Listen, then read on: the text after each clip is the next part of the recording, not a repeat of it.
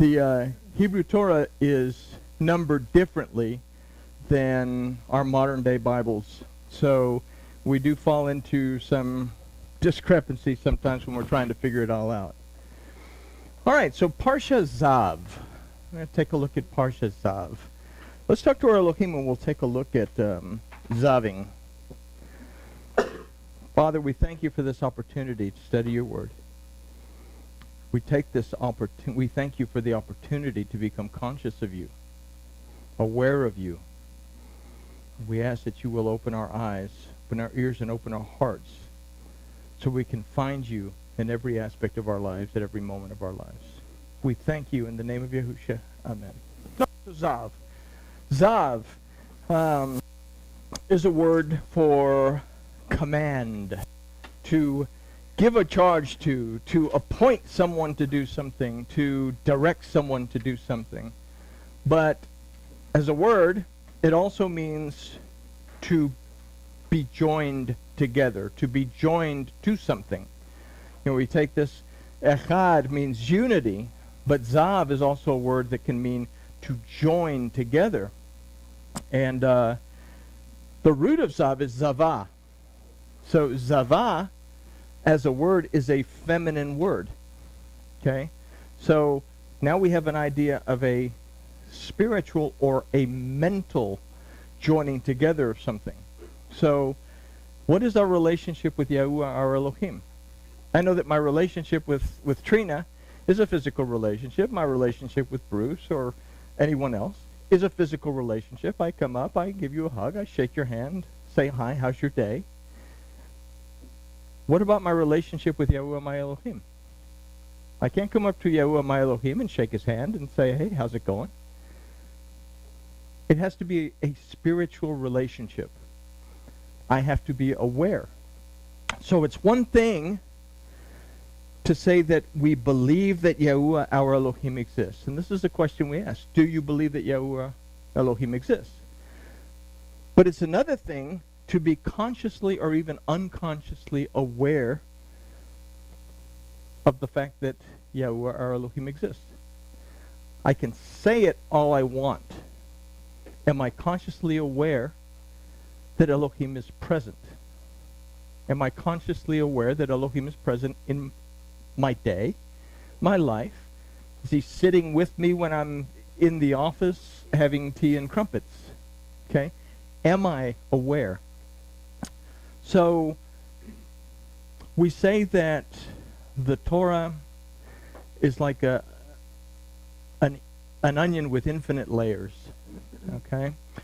And we've also said that within the tabernacle and all of its tools and all the utensils and the altar and all the wonderful things that were built are also representation of us, different aspects of us. So we're going to consider what happens and what goes on in the altar in this particular, it's called a sidra. It's a part of the Torah portion. So we begin with a phrase, again, I'm going to repeat this, but it's a phrase that we'd often overlooked because we look at, and Yahuwah spoke to Moses saying, and say, oh, well, okay, well, I'm going to skip that part and let's go on down and see if we can find something meaty and what did he say? But within that verse, we find that verse spoken over and over and over throughout the Torah. And Yahuwah spoke to Moses saying, so this small and often overlooked phrase illustrates for us the first step in belief and by proxy awareness. The name Yahuwah, okay, the name Yahuwah, names in Hebrew really, they don't mean anything. It's the roots in those names that mean something. Yahuwah has the root chaya, that means to exist, but also as an imperfect clause means will exist. And it also has the root yihyeh that means to have existed. So this name Yahuwah gives us this concept of existence, past, present, and future. So the name represents for us every aspect of our existence. And in fact, Paul says, it is within Yahuwah that we live and move and have our existence. He's always present. We're just not necessarily always aware. Okay? Now, the word used for and spoke is vaydaber. That also means a word, proclamation, declarations, commandments, promises, a whole bunch of other stuff. The name Moshe, Moses, you say, okay, well, he's talking to Moses. When we read a Hebrew verse, why is that word there? What does that word mean? How do we extrapolate meaning from that? Moshe, means to draw out. And the word for saying is le'emor, that in saying it means to speak in the direction of someone. But le'emor, the root emor, also means something that is spoken from the heart. And again, we've talked about it a million times. The last letter of the Torah is leb. The first letter is beit. You put them together, it spells leb. The first letter is lamed. The first letter is beit. You put them together, it spells leb. It means heart. The heart of Elohim is the Torah. And if we are going to get close to Elohim, how do we do that? I can't walk up to Yahuwah my Elohim and shake his hand, but I can sit down and open up his word and become intimate with him through an exchange of my being able to take it in and apply it to my life. So the first step in believing that Yahuwah our Elohim exists is to be able to draw from his Torah, his instruction, the proclamations, declarations, commandments, and promises that influence and affect our existence. Whether it's in our past, whether it's in our present, or whether it's in our future. Well, the past is in the past. Is it really? How oftentimes do we beat ourselves up for something that we did 20 years ago? It comes up. How many times do we beat ourselves up for the things that we did yesterday, an hour ago? Okay? Our relationship with Elohim encompasses everything, past, present, and future. Okay? So, but this has to be a voluntary act. We have to want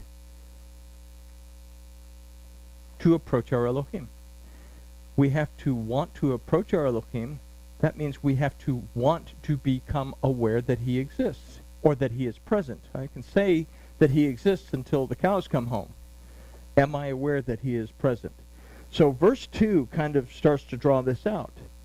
This is where it says, Tzav et ha'aron, command Aaron and his sons, saying, this is the instruction of the burnt offering.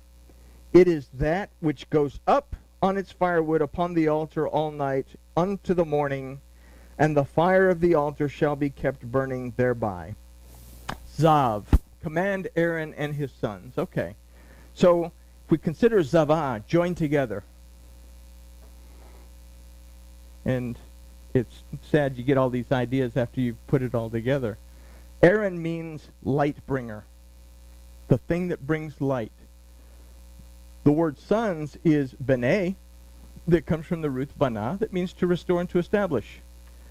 So in order for us to join together the light that comes from Elohim and allow it to restore us and establish us in a relationship with us, we have to take a voluntary, we must be willing to and voluntarily seek our Elohim by acknowledging his presence and building that relationship. So the burnt offering was a voluntary offering that was brought to Yahuwah with no expectation of receiving anything in return. This was an offering, the first one that's spoken of in Vayikra, where the person brought this expensive bull, or if he couldn't afford the expensive bull, he brought the little goats, and but he brought it to the priest, and the priest would offer it, and then it would be totally and completely consumed. The person offering it didn't get anything back from it. The priest didn't get anything back from it. In fact, they even burned up the hide, everything. So there's no use that comes from this offering.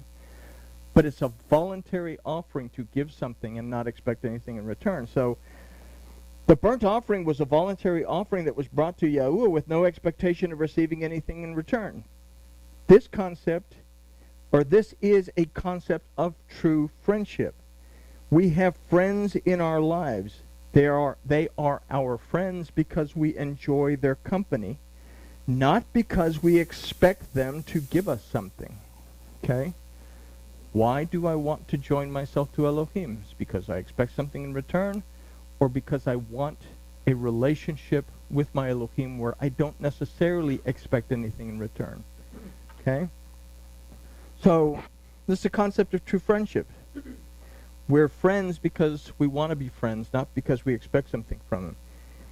It is this offering that goes up on its firewood upon the altar all night to the morning. Our relationship with our friends is a conscious one, and we dedicate ourselves in these relationships to learning about our friends and how to respond to them. I have friends that I've had for a long time. I know when to take them seriously and when not to take them seriously. Now that we're all grumpy old men, I know to take them seriously less and less. Okay? My wife, I know to take her seriously. Okay? It is a real relationship. Do I have a real relationship with Yahuwah my Elohim? Is my relationship real? It goes beyond, do I believe that Elohim exists? Am I now conscious that he is present in my life? So, should we not also make a conscious effort to do so with our Elohim if we say that we believe that he exists? The altar is a representation of our conscious act of bringing ourselves into a relationship with Yahuwah, our Elohim. This relationship depends on the phrase, the fire of the altar shall be kept burning thereby. We must not allow ourselves to forget that Yahuwah, our Elohim, is present. Paul sums it up when he says, pray without ceasing. Now, that doesn't mean go around, walking through the mall in typical, this form or whatever, saying Hail Marys all the way through. That's not praying without ceasing. This idea is to be conscious, to be always conscious that Elohim is present with you. Okay? In Judaism, in Orthodox Judaism, they have something they called devekut. And devekut is a consciousness of Elohim. So, I am conscious that Elohim is present. Okay? So, the altar is a representation of our conscious act of bringing ourselves into the relationship. We must not allow ourselves to forget that Yahuwah, our Elohim, is present.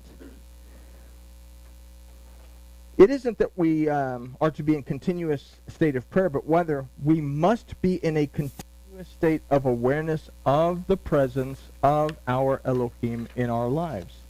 Let's consider Yahuwah. If Yahuwah, the name, is rooted in an idea that of existence today, yesterday, and tomorrow, and Elohim, more than this idea of something called God, that it is a mighty power that's there for us.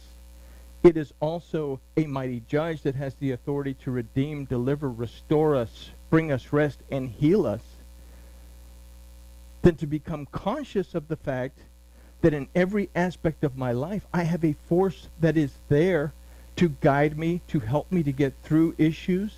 And when I make a boo-boo, to help me to realize it. Then to say, oops, I made a boo-boo. I'm turning around now and making teshuvah, and to understand that I have a mighty judge that has the authority to pull me out of the mess that I've gotten myself into and restore me back to a healthy, perfect situation so that I can go back and mess it up again. Just that's how we roll, right? So in doing this, we also become aware of our own actions as explained in verse 3. Okay?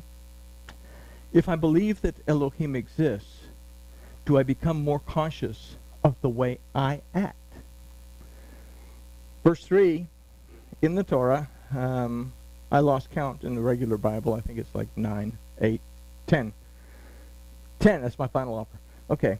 And the Cohen shall put on his linen garment, and his linen breeches shall he put upon his flesh.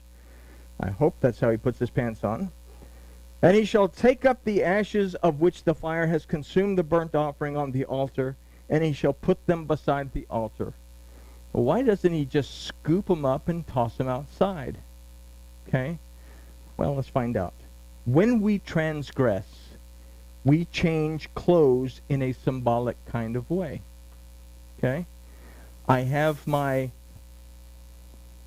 inner relationship with Elohim clothes on, but when I allow my inclination, my evil inclination, my Yetzer Hara, to take hold of me, I take off those garments. I take off the garments of the Kohanim, and I put on other garments so that I'm going to deal now with something that's dirty. When I transgress, I change garments. We must bring the fruit of our transgression, which is the burnt offering. We must realize that our transgression, we transgress in our transgression. We transgress because somebody makes us transgress. Oh, wait, no. Sorry. We transgress what? Willingly. We volunteer to transgress. And by our own volition, I volunteer to transgress. As it is put on the altar, which is a representation of our conscious and unconscious mind. The altar is whether we're thinking about it or not. Okay? Do we know when we are transgressing? Do we know when we are transgressing the instruction of Yahuwah? If we're honest with each other, if we're honest with ourselves, we're going to say yes. Do we know when we're transgressing the word of Yahuwah, our Elohim? So let's be honest. Yes, I know that what I'm about to do is a transgression. Do I believe that Yahuwah Elohim exists? Or does my conscious mind override that and say, well, you know, maybe he can just cease to exist long enough for me to do what I want to do, and then I'll get back to worrying about whether he exists or not because I can fix it. So, do we know when we're transgressing the instruction of Yahuwah? If we're honest with each other, yes. When we do so, does Yahuwah, our Elohim, cease to matter as our desire to transgress becomes a mightier Elohim? Elohim means a mighty force. So, when we decide that we're going to transgress, does the desire to transgress become a mightier Elohim, a mightier force than that mighty force that we trust to get us out of it? Eventually, the ashes, the byproduct of our willing and voluntary transgression, begin to pile up by the altar. Our minds become full of guilt and remorse. We get a whole bunch of stuff going on in our heads. I feel bad. What can I do? The action that we must take, therefore, is found in verse 4.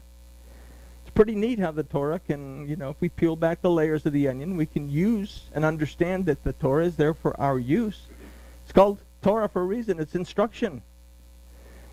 And he shall take off his garments and put on other garments to do what? And carry forth the ashes outside the camp to a clean place. Well, I got my transgression garments on. Now it's time to take off the dirty transgression garments so that I can bag up the ashes and take them outside of the camp. So making teshuvah requires that we change our clothes. We must change the way of thinking that we wear. That makes sense? We must change the way of thinking that we wear. It's amazing that our thoughts are actually the clothing that we put on and take off. When we make teshuvah, when we turn around, when we repent and move the other way, we're able to take the ashes that our transgression has piled up on the altar. We're able to take the difficult feelings of guilt, remorse, anxiety, depression, anger, and sorrow, and a partridge in a, and take them outside the camp. When we make teshuvah, our minds become uncluttered and we begin the process of healing. Do we learn from transgression? If we do, we carry forth the ashes outside the camp to a clean place. We cease the desire to transgress, but store the memory of that transgression, of that transgression's effects on our lives and our memory. It becomes a means of remaining clean in our relationship with our Elohim. What would it matter if we took our ashes to a clean place or a dirty place outside the camp? I mean, that's where the lepers are. We store these ashes in a clean place. The part of us that remembers the effect of that transgression and say, oops, no, I remember what happened last time I did that. I am not going to get involved with that again because I don't want to feel that way, or don't want to jump through all the hoops that I had to jump through to fix it when I got into that mess in the first place. Okay? So we take it outside. The clean place is our memory where we store it so that we can draw on the experience and say, I'm not going to do that again. But this, however, goes back to our being aware that Yahuwah, our Elohim, exists. Okay? So taking the ashes out and putting them in a clean place so that we remember where they're at becomes a means of keeping our relationship with our Elohim clean. Do I believe that Yahuwah Elohim exists? Okay, that's a great question, but the better question is, am I aware that Yahuwah, my Elohim, is present? Am I aware that he exists and that he is present in my life? He has to be present in our thoughts as well. So let's consider this in verse 5, or whatever the modern day equivalent is. I think it's 12. And the fire upon the altar shall be kept burning continuously. It shall not go out. And the Cohen shall kindle the wood on it every morning. And he shall lay the burnt offering in order upon it, and shall make smoke thereon the fat of the peace offerings. Okay? So I have friends. Everybody has friends. I have friends that I've known for 40 years. I think I've known my best friend in the whole world for 46 years. And I think about them almost daily. I think about this guy on a regular basis. He's a great guy.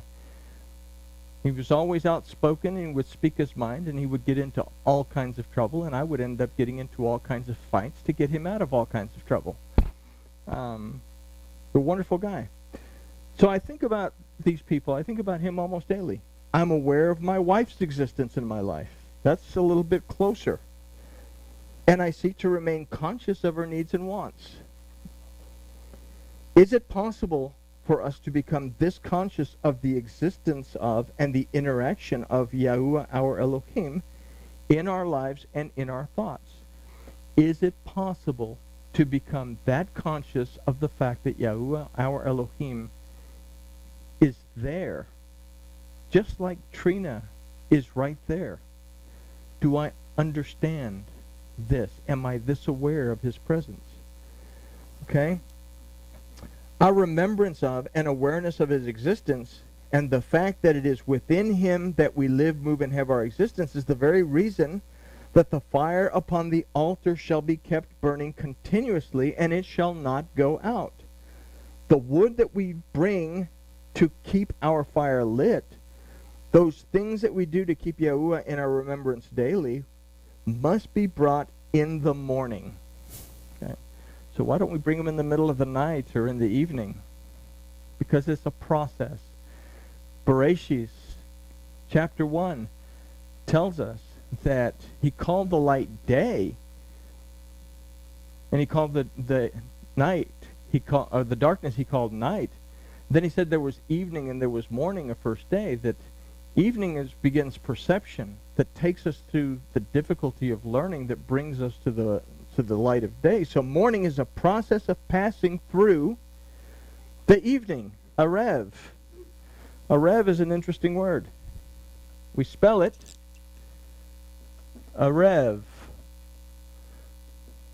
The first time that we see this letter as a root of a word in Torah, that's the ayin. It means the eye. It represents perception. We have to be able to perceive before we can move forward. So we begin in the morning, because morning is a process of passing through the evening, Arev, where we must become perceptive, and passing through the night, where we seek to learn and by proxy discern, be able to distinguish, tell the difference in something, what is true and what's not. so that we're clear when the light of the morning comes, and we build the fire of our altar, our conscious acceptance of Yahuwah in our lives, with the fuel that we can see and understand. This is a continuing theme throughout the Torah.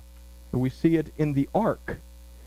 That Noah built an ark, and it had 3 layers, or 3 levels. It had a bottom level, a middle level, a top level, that we begin by knowing. We gain wisdom and experience. Then we have understanding. And when we have understanding, well, what's in the top level? Well, there's the window. The light comes in. In the ark are the clean and the unclean animals. We learn to be able to tell the difference. It's a continuing theme all the way through the Torah. So we build our relationship with our Elohim based on his truths and not our assumptions. Although assuming is fun because we can get away with a whole lot of stuff when we assume. We're able to bring the best into our relationship with our Elohim, and by proxy, everyone around us. When we change garments, when we put on the garments of the Kohanim, we're able to love our neighbor as ourselves a lot easier than it is to love ourselves and maybe if there's enough left over to love our neighbor. We love ourselves first so that we can learn how to love our neighbor. We don't love ourselves in order to discard our neighbor. Okay. So we are able to willingly give the best of who we are. We're able to lay the burnt offering in order upon it, and shall make smoke therein of the fat and the peace offerings. Okay? We're able to lay the best parts of who we are before our Elohim. And because we lay the best part of who we are, if anyone likes steak, you'll know that the cardiologist tells you not to eat the fat, even though the fat is the tastiest part. We put the best part before Elohim. Okay? So what we've considered, however, depends on our willingness to become aware, and in doing so we have to seek to live, verse 6. The fire shall be kept burning upon the altar continually. It shall not go out. So how do we keep the fire burning on our altar continually? We reconsider what we learned in verse 1. Are we willing to draw from the word of Yahuwah so that we are aware of his presence in our lives? Are we willing to build our existence on the proclamations, declarations, commandments, and promises that he has given us? When we say the Shema, ideally, we bunch ourselves up in the zit seat, and we grab a hold of the zit seat that has a blue thread. The commandment for the blue thread on the corner of the garments is found in Numbers. And Elohim says, you will look upon it to remember my commandments. So when we say the Shema, Hear, O Israel, Yahuwah Elohim, Yahuwah is one. Shema, perceive, discern, understand. Do I perceive, discern, and understand, Israel, when I'm struggling against Elohim, or when Elohim prevails in my life? Yahuwah Eloheinu, am I aware that in every aspect of my life I have a mighty force there to help me? That I have a mighty judge there with the authority to redeem me, deliver me, and restore me, heal me, and bring me rest? Yahuwah Echad, am I in agreement with his word?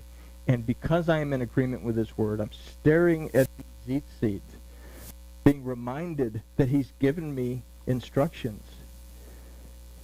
Am I aware of him? And am I joined together? Am I echad? Am I in unity with him? How do I do that? I know how to get into unity with all of y'all.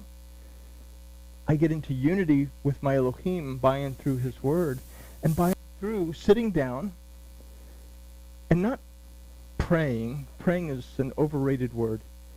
Sitting down, fixing a cup of tea, getting some cookies, scones, tuna fish sandwich, and having a conversation with Yahuwah Elohim as if I were talking to my best friend of 46 years, and knowing that if I will be quiet after I've said my piece, that I will actually hear his voice directing me in what I need, or simply directing me and saying, glad you could show up for a conversation. How you been? I'm doing good. We're preparing a place. It's going to be fine.